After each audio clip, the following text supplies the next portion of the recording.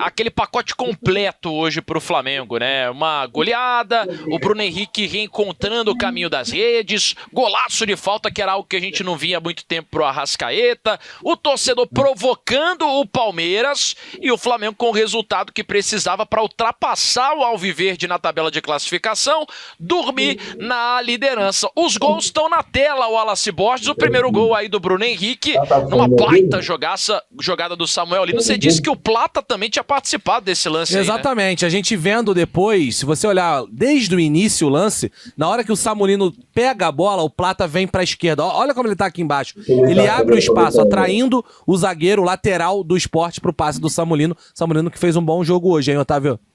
O segundo gol tá aí na tela. Que belo cruzamento também do Saul. O cabeceio do Danilo. O goleirão não conseguiu segurar, né? Até defende bem ali o Gabriel Vasconcelos, mas no rebote a zaga tava desatenta, coisa que o Bruno Henrique não tava lá. Condição legal pra ele, 2-0. Tá aí o golaço, né? O gosto de falta do Arrascaeta, lembrando o Petkovic, lembrando o Zico, né? Foi um massacre do Flamengo. O Flamengo foi senhor do jogo, do primeiro ao último minuto. A gente chegou a ter 21 finalizações do Flamengo, nenhuma do Sport. Depois o Sport consegue fazer 4 finalizações. Mais uma vitória para lá de justa. A tabela, a diferença de pontos, 47 pontos, né? Diferença do Flamengo pro Sport. O Flamengo foi soberano, uma vitória espetacular. O Flamengo está muito vivo pelo título. Flamengo e Palmeiras brigarão pelo título brasileiro, se enfrentarão na final da Libertadores da América. E hoje um jogo importante para o Bruno Henrique, né? Fez 2 gols, perdeu no primeiro tempo um gol imperdível, mas é um Flamengo que perdeu a semana passada para o Fortaleza, pensando muito no jogo da quarta-feira, né, contra o Racing. Hoje as coisas voltaram ao normal. Cara, e a gente viu o gol ali do Arrascaeta. Precisa falar um pouquinho sobre o Arrascaeta, né? Tenho falado muito sobre essa ser a melhor temporada da vida dele. Só que é o seguinte, o Arrascaeta já é o maior estrangeiro da história do Flamengo. Não é o maior artilheiro, o Doval tem os seus gols. Ele empatou hoje com o Doval, né? Ele vai passar até o final do ano, ao que tudo indica. Então, o Arrascaeta já é o maior estrangeiro da história do Flamengo. É o jogador com o maior número de títulos da história do Flamengo. Não tem o Mundial, porque não fez parte do time de 81, mas é o jogador com o maior número de títulos absolutos da história do Flamengo. Talvez já esteja entre os 5 maiores jogadores da história do Flamengo. Talvez sim, talvez não. Vai depender de cada um. É um privilégio ver o Arrascaeta desfilar o futebol dele com a camisa rubro-negra. E para esse ano, ele assumiu um papel de protagonismo que ele escolheu ser o protagonista do time. O Felipe Luiz deu esse local para ele, esse lugar para ele, para ser o protagonista. É sacanagem o que o Arrascaeta tá jogando em 2025 e, repito, estamos vendo a melhor temporada da vida do uruguaio. Isso quer dizer alguma coisa, porque ele tá há 10 anos jogando pra cacete. Você concorda, Ricardinho? Melhor temporada da carreira do Arrascaeta, a mais artilheira né? Ele nunca participou tanto de gols entre assistências e bola na rede, como ele fez e tem feito nessa temporada. A gente fez as contas, ainda faltam 9 jogos pro Flamengo, pelo menos 9, porque o Flamengo, se ganhar a Libertadores, ainda joga o Intercontinental, pode jogar até 12 jogos ainda nessa temporada. Como é que você vê essa temporada específica do Arrascaeta? Entra jogo, sai jogo, parece que o nível dele não cai, né? É o grande jogador do Flamengo na temporada. O Arrascaeta apareceu muito bem no Cruzeiro, né? Aí o Flamengo faz o movimento de buscar o Arrascaeta e, como já disse o Wallace, ele tá na história do Flamengo, um jogador que mais conquistou títulos ao lado do Bruno Henrique, mas o Bruno Henrique chegou a ficar parado, né? 2 anos quase sem jogar, o Arrascaeta jogando e dentro de campo ganhando. É a melhor temporada da vida do Arrascaeta. Ele teve problemas no ano passado, né? Termina até a temporada, machucado, mas faz uma bela recuperação e tem um ano simplesmente fantástico e espetacular. Um ano decisivo, né? O Arrascaeta não tem feito só gols, tem feito assistências, tem jogado muita bola, faz jus a vestir a camisa 10, né? Do Flamengo. Esse ano que ele pegou a 10, né, Wallace? Ano passado o Gabigol perdeu a camisa 10, né? Ela chega pro Arrascaeta e tá jogando demais e é um jogador assim diferente e são quase 10 anos mesmo jogando muita bola. Que ano do camisa 10 rubro-negro. Falta aquela coroação que você mencionou, né, Tatá? Faltam títulos. Aliás, esse ano ele já ganhou o Carioca, né? E a Supercopa do Brasil. São 2 títulos já no ano. Arrascaeta, vice-artilheiro do Campeonato Brasileiro, até para embasar esses números que a gente tem falado. O Caio Jorge fez 2 hoje e se isolou na artilharia com 17 gols, voltou a marcar. Arrascaeta tem 16. Você falou agora há pouco, Ricardinho, de que foi um jogo importante para o Bruno Henrique. O Bruno Henrique, que vinha sendo criticado pelas atuações, estava claramente abaixo do nível que o torcedor do Flamengo já viu dele.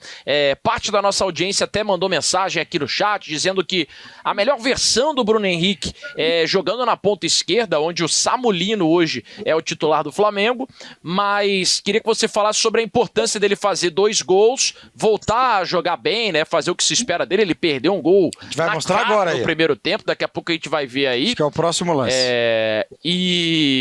Talvez seja esse aí. Olha lá, ó o gol que ele perde na cara Plata do dá gol. pra ele, ó. Mamãe. Isola a bola, né? Era aquela bola chapada pra correr pro abraço, como a gente costuma dizer. Mas aí o segundo tempo dele, sim, né? Já aos 6 minutos ele marca, depois ele já faz o segundo. Saiu ovacionado pelo torcedor do Flamengo hoje. Bruno Henrique, que tá jogando com efeito suspensivo, né? Sempre bom a gente lembrar. Ele foi condenado aí por participar aí, negócio de cartão amarelo, tal e coisa e tal. A gente não vai mais ver o Bruno Henrique, a gente viu um dia, né? Mas o Bruno Henrique é um jogador que tá na história do Flamengo, é um jogador importante que não vinha bem. A temporada do Bruno Henrique não é boa. Hoje ele fez um bom segundo tempo, já tinha entrado muito bem no jogo da quarta-feira contra o Racing lá na Argentina, e hoje ele foi decisivo, né? Ele faz o primeiro, faz o segundo gol, encaminha a vitória do Flamengo. É aquele jogador que é bom você ter no grupo, que é um jogador vencedor, jogador que está acostumado com decisão. E hoje passou por ele esta vitória do Flamengo, mas a gente não vai ver nunca mais o Bruno Henrique que a gente viu no Prime, né? O tempo passa para todo mundo, tá passando também pro Bruno Henrique. Aliás, eu acho que hoje a gente teve algumas boas notícias pro Flamengo, né? Duas delas estão nesse gol aí, né? O primeiro é o Bruno Henrique, que o Ricardinho foi muito bem falando aqui, né, da temporada dele, e a outra é o Samuel Lino, né? O nosso Samulino. A jogada que ele faz para esse gol não é a única jogada boa dele no jogo. Ele fez algumas boas jogadas no jogo como um todo. A gente tá vendo o passe dele aí na progressão, trazendo da esquerda para a direita. É isso que se espera do Samulino. Agora, ele fez isso contra Sport e contra Vitória. São os 2 melhores jogos dele com a camisa do Flamengo. Precisa fazer isso contra times de maior investimento dentro da Série A do Campeonato Brasileiro. Vai ter o São Paulo aí no meio da semana que ele possa fazer isso. E acho que a terceira boa notícia é o De La Cruz, cara. Pra mim, o De La Cruz fez um jogaço hoje. Um jogaço mesmo, cara. Só que é aquela questão, né? O De La Cruz tem as suas limitações físicas, suas questões físicas, mas quando ele tá saudável, quando ele tá em condições, cara, ele joga demais. Só que o problema é muito raro isso. É muito raro ele tá bem fisicamente. Pois é, o que é ruim pro torcedor do Flamengo, porque poderia ter um outro jogadoraço. Concordo com o Wallace, hoje foi bem enquanto esteve em campo, principalmente no primeiro tempo, ali o De La Cruz, mas que tem várias limitações físicas, e isso é bem evidente, né? Porque ele é um cara que não consegue jogar os 90 minutos no mesmo nível já há um bom tempo. Daqui a pouquinho eu vou querer também projetar um pouco do que pode se esperar amanhã. O torcedor do Flamengo está de olho nisso, já que o Palmeiras vai enfrentar o Juventude fora de casa, e o Juventude, diferente do Sport, ele é um time que ainda acredita, né? O Juventude tem 26, pode ir a 29, ultrapassar o próprio Fortaleza, né? Ficar ali a 4 pontos de sair da zona. Então o Juventude é um time que no Alfredo Jaconi já fez pontos importantes, é um time difícil de enfrentar, que tem ali características de jogo, principalmente dentro de casa, que podem ser cruéis. Vai enfrentar o Santos na penúltima rodada em casa. Então, em casa, o Santos que é o concorrente direto. Exatamente. Tem mais um, né? Então o Juventude ainda acredita, diferente do Sport. Acho que é um jogo mais capicioso, mais complicado pro Palmeiras. Acho que o Palmeiras é favorito, mas vejo como um jogo mais complicado que seria o jogo do Flamengo, né? Com certeza, né? Com certeza. E o Flamengo transformou o jogo numa um jogo bastante tranquilo para ele hoje, né? Apesar de ter saído 0-0 no intervalo. Mas o primeiro tempo já foi um massacre, né, Tatá? Só que a bola não entrava. Exato, só que a gente sabia que era questão de tempo do Flamengo fazer o gol dele, né? Vamos ver o lance aí do Everton Araújo, porque a gente chegou a comparar com o lance lá do Gustavo Gomes, em que ele não foi expulso, o árbitro foi ao VAR na partida contra o Cruzeiro e ainda assim manteve a decisão de campo de não expulsar o capitão zagueiro do Palmeiras. Hoje, o Everton Araújo, em campo, só recebeu o amarelo. Você vê que os jogadores do Sport, todos eles vão lá reclamar imediatamente com o árbitro. É um lance desnecessário que o Ramon é atingido. E aqui na transmissão a gente concordou que era para expulsar. Qual que é a sua visão do lance aí, Wallace? Então, a gente tá vendo, né? O árbitro foi lá ao VAR, né?